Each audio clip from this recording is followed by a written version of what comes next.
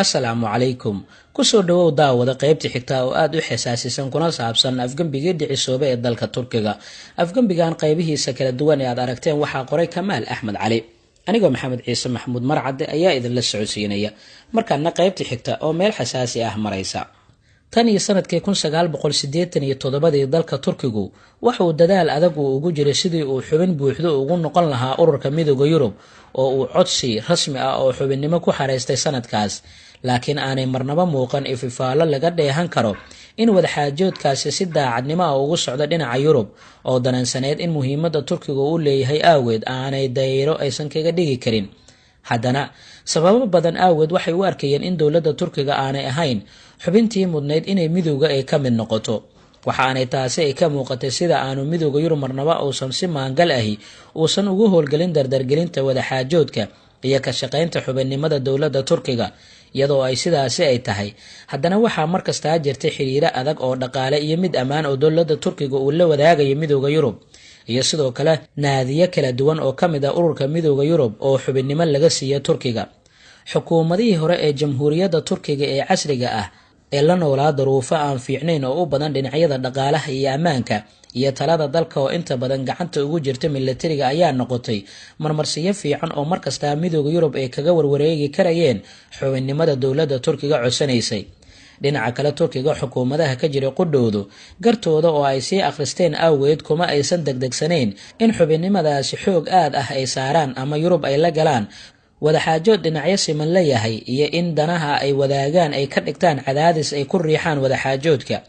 Turkigu waxa uu si nugeylkaasi uu kaga baxaa intii xukuumadda xisbiga horumarka iyo cadaaladdu talada qabatay oo marka laga taga nidaamka rayidka ah ee sida firfircoon dalkaasi uga shaqeeyay, sidoo kale kacdoonadii hubaysnaa ee Kurdiyiinta dejiyay. Siina dheer tahay dhaqaalihii Turkiga oo aad u kobcay, xawaaraha kororkiisuna kaalimaha ugu sarreeya ka galay horumarka dhaqaale ee adduunka. Waxa uu isu arkay in wadaxaajoodka ku biirista Midowga Yurub uu yahay mid si aan quursi lahayn oo dana isdhaafsi oo ku jira loo wadi karo. Laakiin warkaasi uma uusan qurqurmin Yurub oo u muuqatay inay qaadan kari la'ayd madax la kaca Turkiga iyo xisaabta Erdogan oo ku larayo wadaxaajoodka, una aragtay intaasi ee meesha ay ka saarayso shuruudihii ay doonayeen inay ku xakameeyaan doonista Turkiga. Waxa uu Midowga Yurub uu badka soo dhigay shuruudo uu Turkiga ugu sheegayo inay muhiim u yihiin xubinnimada dowladda Turkiga ay doonaysay, waxaana ay bilowday nooc khilaafdana kala jiidasho ah oo u dhexeeya labada dhinac. Caajiska iyo cagajiidka aan qiil xoogan lahayn ee Midowga Yurub uu geliyay xawligii ay ku socon kari lahaayeen wadahadallada ku biirista Turkiga waxaa inta badan sababtiisa loo aaneeyaa madaxweyne Erdogan oo reer galbeedka ka biyadiidsan yihiin aragtiyadiisa islaamiga ah, iyaga oo u arka inuu yahay hogaamiye himilo fog leh. Waxayse inta badan iyagu ay sheegaan inay hoos u dhaceen heerarka dhowrista xuquuqda aadanaha, xorriyadda warbaahinta iyo guud ahaan dimuqraadiyadda.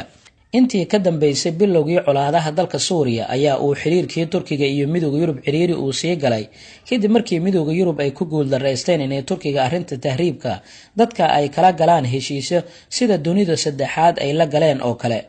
Midowga Yurub waxa uu ogyahay in Turkiga uu yahay marinka ugu weyn ee Yurub ay u soo mari kari lahaayeen 100,000 oo Suuriyaan ah iyo weliba tiro aan yareen oo dadka guud iyo dalalka bariga dhexe ee Aasiya ah ee doonaya inay isku dhiibaan dalalka qaaradda Yurub, xilli ay dhaqaale ahaan iyo amni ahaanba aanu Midowga Yurub awoodi karaynin inuu qaabilo qaxootigaasi tirada badan, gaar ahaan dalalka ay ku jihaysan yihiin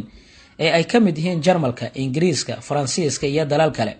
Qadiyadda soo galootiga tirada badan ee Midowga Yurub ku sii qulqulayana waa mid ka mid ah caqabadaha ugu waaweyn ee Midowga Yurub hadda uu wajahayo, suurtagalna ay tahay inay noqon karto wadkii dili lahaa midowgaasi. Midowga Yurub iyaga oo garwaaqsan in dowladda Turkiga ay tahay cidda ugu muhiimsan ee ka caawin karta inay hakad geliyaan qaxootiga ku qulqulaya dhulkooda ayaa ay wada hadallo marxalado badan oo adag ay la galeen dowladda Turkiga. Laakiin Turkigu wuxuu u sheegay in saaxiibadii aanu ku qancaynin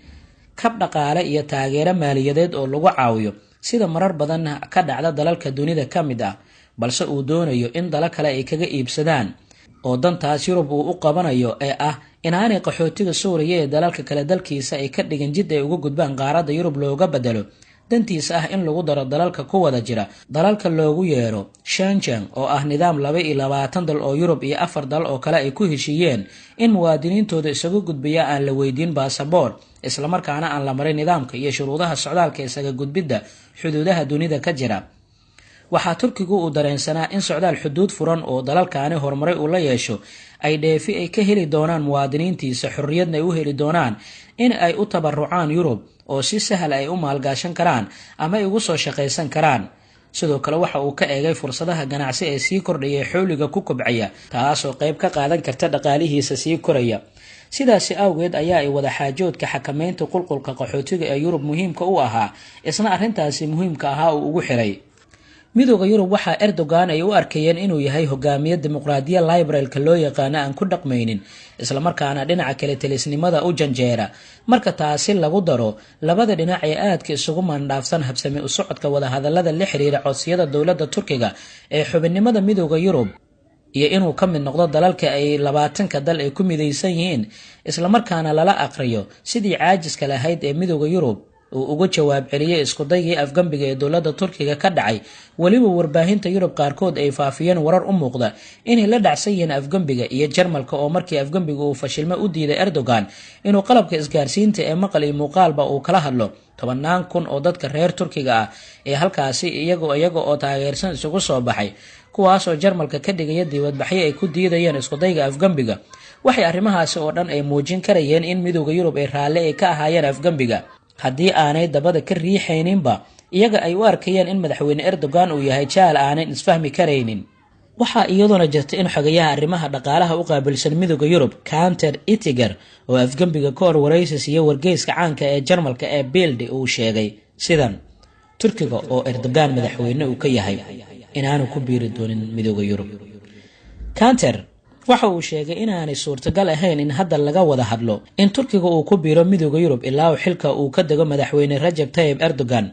warkaani waxa uu cadeyn uu sugan uu u yahay dooda horeba u jirta ee ah in reer galbeedku aanu raalli ka ahayn in islaamka siyaasiga ah uu si guulo uga muuqdo uu ka gaari karayo horumarka iyo nidaamka dowladnimo ee dunida ka jirta. sidaasi aaweedna waxaa wax lala yaabo noqonaysa in dalalka Yurub qaarkood ay taageereen ama ay dabada ay ka riixayeen dadaal kasta oo lagu qaarijinayo ama xukunka lagaga fogeynayo Recep Tayyip Erdogan oo ah hogaamiye muujiya bisaal hogaamineed iyo siyaasado ka duwan kuwii loogaga bartay inta badan oo ay ka mid ahaayeen siyaasiyiinta u janjeera islaamka oo meelo kala duwan dunida xukunkooda qabtay. waxaa iyaduna xusid mudan in labada maalmood ee kaliya ee ka hor isku daygii afgambiga ee 13 Juulaay uu Faransiiska albaabada uu u xiray safaaradiisii Ankara, isaga oo soo saaray warmurtiyadeed uu ku sheegayo Faransiiska inuu xiray dhammaan xafiisyadii diblomaasiyadeed ee Turkiga uu ku lahaa, isla markaana uu joojinayo dabaaldegyada qorsheysan ee 14 Juulaay lagu qabanayo magaalooyinka Istanbul, Ankara iyo Izmir. xukuumadda Faransiiska faahfaahin kama aysan bixin sababta ay u xidhay safaaradaheeda, waxaase ay ku koobtay inay tahay sabab dhinaca ammaanka la xiriirta sida uu qoray wargeyska Turkey Press. hadalkan safaaradda ka horna qunsuliyadda guud ee Faransiiska ee ku lahaa Istanbul waxaa waray soo saartay ee ku sheegtay inay heshay xogo sheegaya inay jiraan khataro amni oo ka dhan ah xafladaha la qorsheynaya inay dhacaan 14 Juulaay. waxaa yaab ahayd in Faransiisku uu ahaa dalalkii ugu horreeyay ee dunida ee dhaleeceeyay caburinta iyo xadgudubyada uu sheegay in xukuumadda ay ku kacday fashilaadii afgambiga kadib. su'aalo badan ayaa taasi ka dhashay maadaama uu Faransiiska hadalkan uu soo saaray xilli aanu xitaa cambaarayn isku dayga afgambiga. in dareenkaasi Faransiiska ku xiriiriya afgambigii ay qabeen hogaamiyaashii sarsare ee dowladda Turkiga waxaa tusaale dhow ugu filnaa hadiyadii uu 5 Sebtembar madaxweyne Erdogan uu siiyay madaxweynaha dalka Faransiiska Francisco Hollande. madaxweyne Erdogan ayaa mar uu la kulmay madaxweyne Faransiiska xilligii uu dalka China ka qayb galayay shirkii G20 waxa uu hadiyad u siiyay buug yar oo sharaxaya isku daygii afgambiga ee dhacay. aaminsanaanta ah in dalalka Yurub ay raalli ka ahaayeen in xilkaasi Erdogan afgambi lagaga qaado ama ugu yaraan dowladnimada Turkiga la daciifiyaa waxaa mar kale ay xoogeysatay markii dadka arrimahani ku xeel dheer qaarkood isku xireen afgambiga iyo xiristii safaaradda ee Faransiiska. markaana aan eegno Israa'iil. inkastoo dowladda Turkiga iyo Israa'iil muddo dheer ay lahaayeen xiriir istiraatiijiyadeed iyo iskaashi dhinacyo badan ah, laguna tilmaami jiray Turkiga inuu yahay saaxiibka ugu weyn ee Israa'iil ay ku leedahay gobolka Bariga Dhexe, haddana waxaa 10kii sano ee ugu dambeeyay jiray isfahamo ay markasta xukuumadda Israa'iil iyo hoggaanka cusba ee dalkaasi Turkiga ee xisbiga cadaaladda iyo horumarka isla garan la'aayeen sida ugu habboon ee saaxiibtinimadaasi loo sii wadi karo, iyada oo ay ka hor imaanayeen aragtida uu xisbigaana doonayo oo ah inuu isu dhigo quwad muslimiinta gaashaan u ah. waxaan hore uga soo warranay Israa'iil in bilowgii ay ka biyadiiday qaabkii uu hakaan fidaan u nadiifiyey sirdoonka dalka Turkiga oo hore u ahaa wakaalad ay Mossad awood aad u weyn ay ku dhex lahayd heshiisyo danta ugu badan Israa'iil leedahayna ugala jireen. haddaba in Erdogan uu waxba ka qaban waayay cabashooyinkii dhinaca wakaaladaasi sirdoonka oo marar badan Israa'iil ay soo gudbisay iyo inuu Erdogan si bareer ah uu u caddaa taageerada qadiyadda Falastiiniyiinta oo uu booqday marinka Gaza oo muddada dheer xayiraadda saarneyd isla markaana uu ku dhiirado inuu masraxyada siyaasadda ee dunida uu kaga hadlo xaaladda Falastiiniyiintu waxay noqotay calaamad cad oo Israa'iil tustay in Turkiga Erdogan aanu la mid ahayn Turkigii hore ay u yaqiineen. murano diblomaasi ah oo marar kala duwan Turkiga iyo Israa'iil soo kala dhex galayna waxaa markasta ku gacan sareeya Turkiga oo marar door ah arrimo kala duwan ku qasbay in ay raaligelin ay bixiso xukuumadda Israa'iil. waxaana u dambeysay doonidii marmara ee caawimaadda u siday dadka ku go'doosan Gaza taasoo ciidamada Israa'iil intii ay galeen sanadkii 2009 ku dileen dad badan oo Turki ah, laakiin Israa'iil ugu dambeyntii ay ogolaatay in raaligelin ay ka bixiso weerarkii ay ku qaaday markabka, isla markaana magdhow lacageed oo badan ay siiso qoys kasta oo Turkiga ah oo qof uu kaga dhintay weerarkaasi. arrimahan marka lagu daray wararkii bilowgii isku dayga afgambiga ka soo baxay Israa'iil iyo sida xukuumadda Israa'iil ay ula dib dhacday ka hadlidda afgambigan ayaa lagala soo bixi karaya inuu yahay calaamad raalli ahaansho ah oo Israa'iil ay ku qaabishay isku daygii afgambiga. sababta Israa'iil loogu aaneyn karo in ugu yaraan raalli ka noqon karto in Turkiga uu ka dhaco afgambi bedela xukunka madaxweyne Erdogan ayaa ah in General Auken Öztürk oo aynu hore u soo sheegnay inuu ahaan jiray taliyaha guud ee ciidamada cirka isla markaana uu kamid ahaa hogaamiyaashii ugu tunka weynaa isku daygii afgambiga ee fashilmay, inuu hore uga tirsanaan jiray safaaradda Turkiga uu ku leeyahay Israa'iil oo uu ka ahaa xogayaha militariga sanadihii u dhaxeeyay sanadkii 1996 ilaa 98 iyada oo dhinaca kalena uu ka waramay telefishinka CNN Turkey sanadkii 2016 ka horna uu soo baxay warar la xiriira in General Öztürk uu la leeyahay wadaadka Mareykanka xiriir wanaagsan waa ninka lagu magacaabo Fathullah Gulen. wargeyska Haaretz ee Israa'iil ka soo baxa oo warbixin ka qoray fashilaadii isku dayga afgambiga ayaa dhinaca kale waxa uu ku sheegay in mid ka mid ah hogaamiyaasha isku dayga afgambiga la xiray oo ka howlgali jiray safaaradda Turkiga ee Tel Aviv, laakiin markii dambe loo wareejiyo Turkiga oo loo magacaabay taliyaha guud ee ciidamada cirka Turkiga ka hor intaanu howlgab uusan noqon isaga oo sii haystay xubinimadiisii golaha sare ee militariga dalka Turkiga.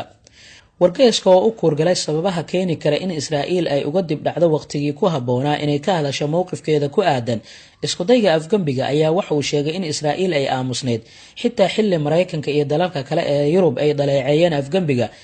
isna garab taageen xukuumadda la doortay ee Erdogan. waxa aanu warka Israa'iil soo baxay markii uu si fiican u cadaaday inuu fashilmay isku dayga afgambiga. ma jirto cid ka mid ah xukuumadaha Israa'iil oo ilmo u qobi lahayd xukuumadda Erdogan haddii subaxnimadii Sabtida ay soo toosi lahaayeen madaxweyne Erdogan oo xabsi lagu tuuray halka iminka indhaha ay ku kala fureen war aanay jecleen oo ah taageerayaasha Erdogan oo buux dhaafiyay gegida diyaaradaha ee Istanbul oo ay ku qabsanayeen dabaaldegyo ama damaashaadyo fashilaada afgambiga. ayuu qoray wargeyska Haaretz oo intaasi ku sii daray in markii wararka afgambiga ka socdo dalka Turkiga iska soo daba dhaceen ay mas'uuliyiinta Israa'iil ku wargeliyeen ra'iisul wasaarahooda Benjamin Netanyahu xaaladda halka ay marayso iyo hadba waxa soo kordha, isla markaana wasaaradda arrimaha dibadda ee Israa'iil ee degdeg u sameysay xafiiska la socoshada wararka Turkiga oo u soo ururinaya wararka warbaahinta ka soo tabisa dhacdadan iyo wararka laga helayo safaaradda ee Turkiga ee ku leeyihiin ee Ankara iyo Istanbul si ay uga sameeyaan xog muhiimsan. iyadoo warkaas oo dhan haysa ayaa haddana Israa'iil saacado badan la socotay waxa dhacaya oo haddana jawaab kama aysan bixin. waxaa jirta sabab adag oo keentay aamuska Israa'iil ay ka aamusaysay inay eray ay ka tiraahdo dhacdooyinkaasi Turkiga ka socday, taasoo ah xaqiiqada ah in xiriirka Israa'iil iyo Turkiga uu xasaas yahay iyo in dhawaan uun labada dowladood ay dib u wareejiyeen xiriirkoodii oo muddo dheer go'naa. arrimahaas ayaa ku kaliftay Israa'iil inaanay dhaqso uga dareen celin isku dayga afgambiga.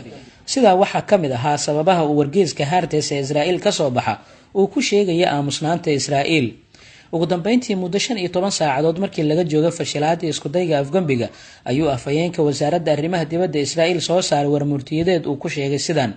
Israa'iil waxay ixtiraamaysaa dimuqraadiyadda Turkiga waxa aanay rajaynaysaa in heshiiskii nabadeynta ee dalkeeda iyo Turkiga dhex maray uu sii socdo. halkaa inoo joogto qaybtan oo ah qayb kale oo xasaasi ah oo macluumaad badan aan rajaynayo inaad ku ogaatay. buuggan waxaa qoray saaxiibkay Kamaal Axmed Cali. qaybtan qaybta xigta intaan ku kulmi doonno waxaan kaga tegaynaa sidaa iyo nabadgelyo.